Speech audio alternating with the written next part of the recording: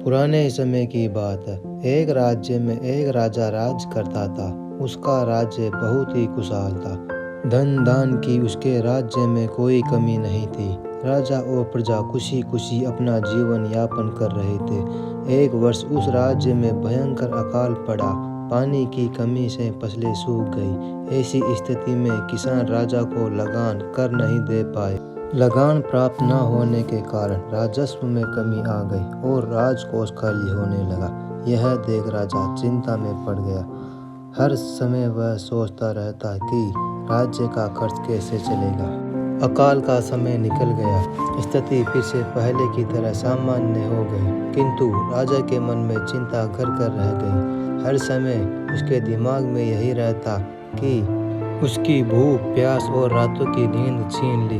वह अपनी इस हालात से बहुत परेशान था, किंतु अब भी वह राजमहल के मालिक को देखता और आश्चर्यचकित में पड़ जाता। दिन भर मेहनत करने के बाद वह शाम को रूखी सूखी रोटी बनाकर खाता और पेड़ के नीचे बड़े मजे से सोता। कई बार राजा को उससे जलन होने लगती थी। एक दिन राजा के दरबार में एक शिव साधु पधारे। राजा ने अपनी समस्या साधु को बताई और उसे दूर करने का सुझाव मांगा। साधु राजा की समस्या अच्छी तरह समझ गए थे। वह बोले, राजन, तुम्हारी चिंता की जड़ राजपाट है। अपना राजपाट पुत्र को देकर चिंता मुक्त हो जाओ। इस पर राजा बोले, गुरुवर, मेरा पुत्र मात्र 5 वर्ष का है। वह बोध बालक राजपाट कैसे संभालेगा? तो फिर ऐसा करो कि अपनी चिंता का भार तुम तो मुझे सौंप दो। साधु बोले। राजा तैयार हो गया। उसने अपना राजपाट साधु को सौंप दिया। इसके बाद साधु ने पूछा, अब तुम क्या करोगे? राजा बोला, सोचता हूँ कि अब कोई व्यवसाय कर लूँ, लेकिन उसके लिए धन की व्यवस्था कैसे करोगे? अब तो राजपाट मेरा है, राजकोष में धन पर भी मेरा अधिकार है। साधु बोले, तो मैं कोई नौकरी कर लूँगा। राजा ने उत्तर दिया, यह ठीक है, लेकिन यदि तुम्हें नौकरी ही करनी है तो कहीं और जाने की आवश्यकता नहीं है। यही नौकरी कर लो। मैं तो साधु हूँ, मैं अपनी कुटिया में ही रह लूँगा। राजमहल में ही रहकर मेरी ओर से तुम ये राजपाट संभालना। राजा ने साधु की बात मान ली और साधु की नौकरी करते हुए राजपाट संभालने लगा। साधु अपनी कुटिया में चले गए।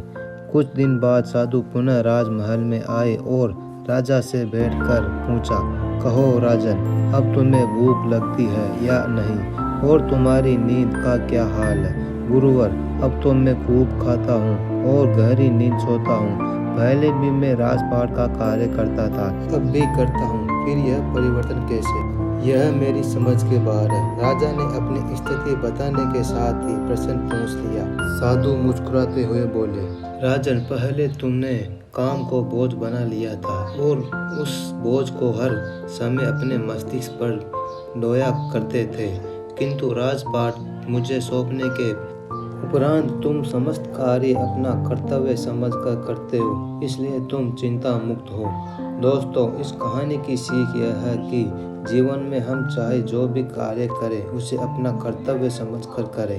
यह चिंता से दूर होने का तरीका है। दोस्तों, अगर कहानी अच्छी लगी तो वीडियो को लाइक और चैनल को सब्सक्राइब जरूर करना, ताकि आने वाले वीडियो का नोटिफिकेशन आपको तुरंत मिल जाए।